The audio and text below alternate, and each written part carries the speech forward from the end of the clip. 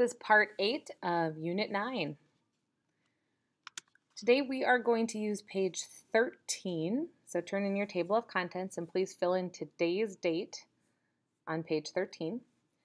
Then you can turn to page 13 and we're going to get started at the top of the page. This page is about pathogenic organisms. Now, so far we've been talking a lot about viruses, and if you remember, viruses are not made of cells. They are made of some things that you find in living cells, but they are not made of cells, so they're not considered an organism. These are going to be things that are pathogenic, that cause disease, but unlike viruses, these are living things that are made of cells.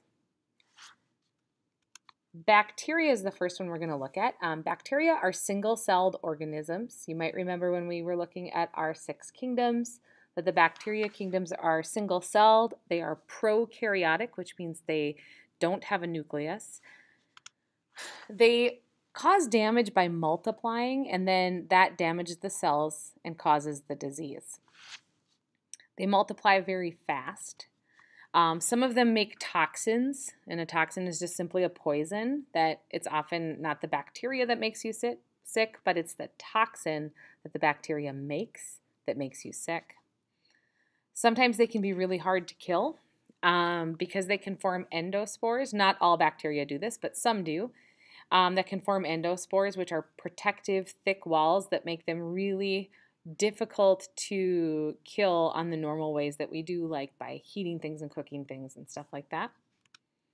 Some examples of infections caused by bacteria. Strep throat is one. So if you've ever had strep throat before, it's because of bacteria on the back of your throat. Tetanus. Tetanus is something that we do have a shot for, a preventative shot, the tetanus shot. And that's something to help you be able to stay safe from the toxin that these bacteria make. The plague and typhoid fever, these are bacterial infections that have a big place in history. So maybe you've heard of the plague before or typhoid fever. Now, a couple other quick things to show you about bacteria. Bacteria replicate quickly by doubling their contents and splitting in two. Just one bacterium, dividing every 20 minutes, could produce nearly 5,000 billion bacteria in one day. All right. I also have a great cheesy science song for you about bacteria.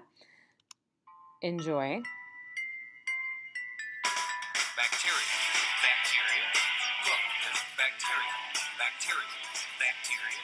You might not see them, but they're there. Bacteria. Bacteria. Everything you touch. Bacteria. Bacteria. That's right. Salmonella bacteria. But we have to watch out for bacteria that can spoil our chicken. Bacteria practically everywhere. Everywhere you look. In the kitchen, inside the cooler, in the dining area, in the restroom, on our raw chicken. And like I said, bacteria. Bacteria. Look, there's bacteria. Bacteria. Bacteria. You might not see them, but they're there. Bacteria. Bacteria.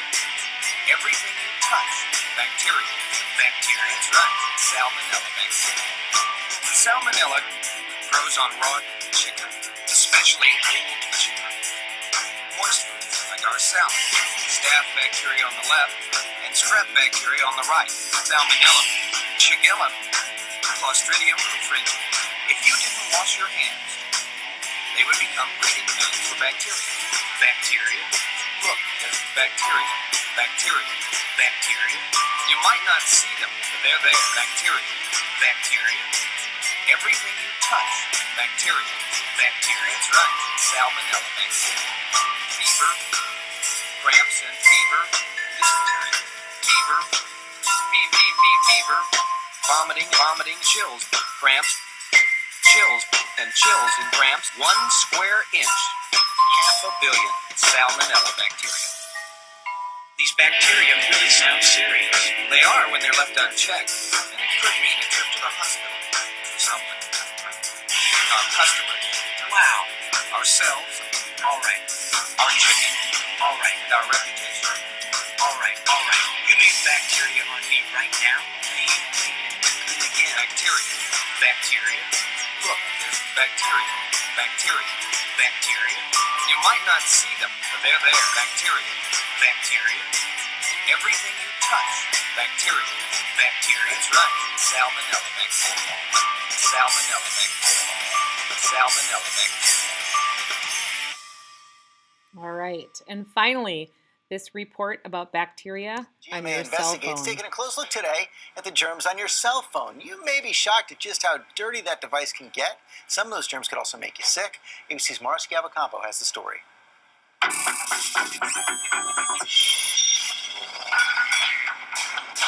Cell phones. We all have them and we all use them for everything from talking to texting to tweeting. But those smartphones aren't just picking up a signal. In many cases, they're picking up germs and bacteria from your surroundings and your hands. And an extension of your hand really is the telephone. You can call them an 11th digit, an 11th finger. Dr. Tierno says direct contact like kissing and sneezing and indirect contact with objects like cell phones accounts for 80% of infections. And research has found some phones are even dirtier than a toilet seat. Those germs become even more dangerous when the phones are placed up to your face, near your eyes, nose, and mouth. So just how bad is it? GMA Investigates asked University of Arizona environmental science researcher Sherry Carlino to find out. Yeah, I've actually seen one man spit on his phone and then wipe it with a Kleenex.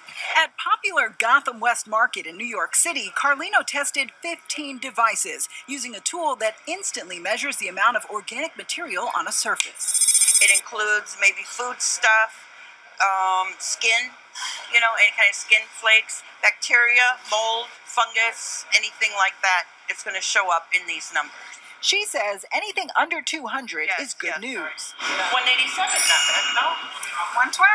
Nice. My mom will be happy. Anything over 300 isn't, meaning the device is excessively dirty and potentially carrying dangerous bacteria. 463. Yes, it's a little on the higher side. Yes, very. I need to clean it. It's really bad. Okay, 621. Wow.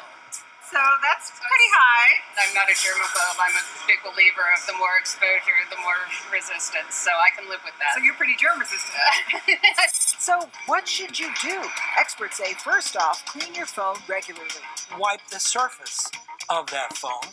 It will cut down on the numbers of germs on the device. They also suggest not allowing other people to touch or use your phone too often. And if you really have to, just keep your distance from the dirt. And you can hear perfectly well. In fact, it's probably better. Germs, giving whole new meaning to a long-distance call. Now, for specific cleaning instructions, you should check with your phone's manufacturer. Most say don't use harsh chemicals. Just wipe the phone periodically with a soft cloth or dampen with a little bit of soap and water. And a word of caution for you parents, those little hands are often the dirtiest of all. So I have two phones. One is just for work. One is personal, and I also let my daughter play with it. This one, my mom will be proud, was one of the cleanest of the day. The personal phone was one of the dirtiest. Really? Yeah, so I'm cleaning up my act. I've learned to wipe it down more often because those little hands carry germs. And you said you saw some Yeah, it was an impulse buy at a convenience store. They had these wipes specifically to clean phones, and I bought them, and I use it all the time It's a because great I am idea. a massive hypochondriac. Well, because you wash your hands so often, you should clean your phone too. Exactly. Sounds good. All right, turn to page 8. So turn back to page 8 and find box number 4. It should be the only one you have left. And put this title, Quick Write. So I'd like you to do a quick write, and your topic is right here. Respond to this prompt. How do you feel about bacteria on your phone and devices? And what might you do about it? I want you to try to write for the entire 2 minutes. Your timer starts now.